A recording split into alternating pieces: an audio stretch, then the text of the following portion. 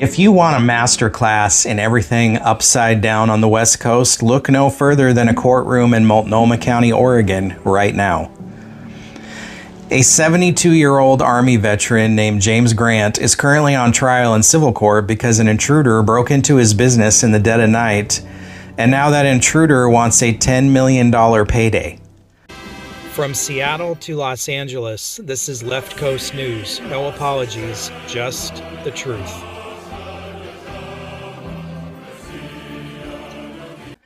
Let's look at the facts, not the sob story, the actual facts. In the pre-dawn hours of a cold winter morning, a convicted felon named Kenneth Voiles decides to break into Touchstone Granite and Marble out on Northeast Columbia Boulevard in Portland. He pushes through a gate, pries plywood off a garage bay door, and cuts through metal security bars to force his way inside. And what is his excuse on the witness stand? He claims he was homeless, hungry, and cold, just looking for something to eat. At a countertop fabrication shop. Give me a break. You don't bring bolt cutters and slice through metal rebar into an industrial granite warehouse looking for a sandwich. He wasn't foraging, he was looting. He was there to steal tools, to feed a habit, just like he's done across a rap sheet full of commercial burglaries and car thefts. What old Voiles didn't count on was that the owner, a 72-year-old veteran, was sleeping in the back room. When you breach a private structure in the dark, you forfeit the assumption of safety. Grant wakes up to an intruder inside his space. He defends himself with whatever is on hand, grabs his lawfully owned firearm from under his pillow, encounters an agitated burglar armed with bolt cutters, and fires to stop the threat. The police investigated. The prosecutors looked at the evidence. James Grant was never criminally charged.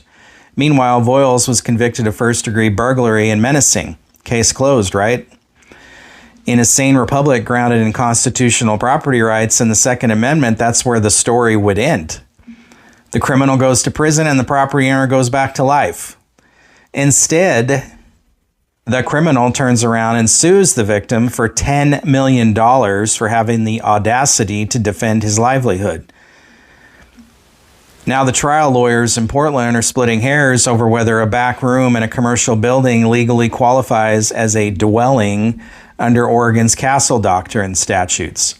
Think about that insanity of that argument. It implies that a law-abiding citizen sleeping inside four walls they own or lease has an obligation to calculate legal zoning definitions while an armed felon stands 10 feet away in the dark. Our founders understood that the right to private property and the right to defend one's life and home are inseparable. Without property rights, you have no liberty.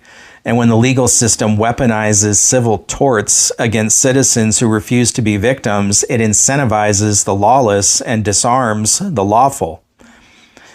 Based on how Portland juries operate, we know the uphill battle property owners face in that venue. But no matter what a Multnomah County civil jury decides, the moral principle here is straightforward.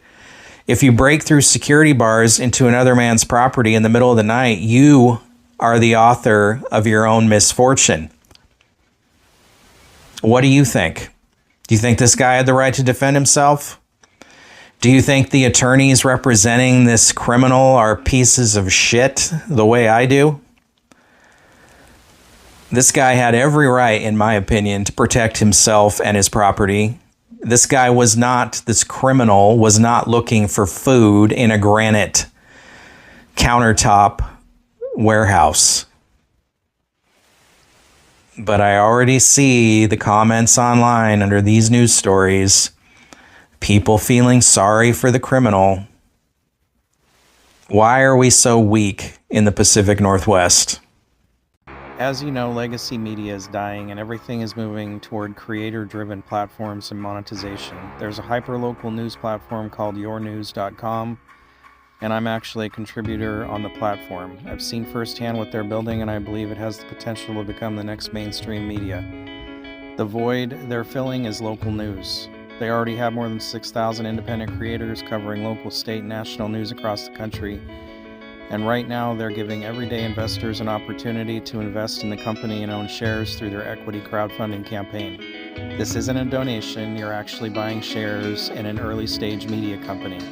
If you believe the future of media belongs to independent creators, I think this is something you should take a serious look at. Click the link, watch the short video, review the offering, and decide for yourself. If you made it this far, you're exactly the kind of person we built this channel for. Left Coast News exists to cut through the noise and bring you straightforward analysis of the stories shaping Washington, the Pacific Northwest, and beyond. If you found this video valuable, please subscribe and follow us wherever you get your content, including YouTube, Rumble, Brighteon, BitChute, Spotify, Apple Podcasts, X, Facebook, Instagram, and TikTok. If you'd like to help support independent journalism, you can also join us on Patreon. Patreon is free for now. You'll find the link in the description below. And if you think this story matters, share it with your friends and family. That's one of the biggest ways you can help this channel grow. Now I want to hear from you. What do you think? Do you agree with this analysis, or do you see it differently? Let me know in the comments below. Thank you for watching Left Coast News.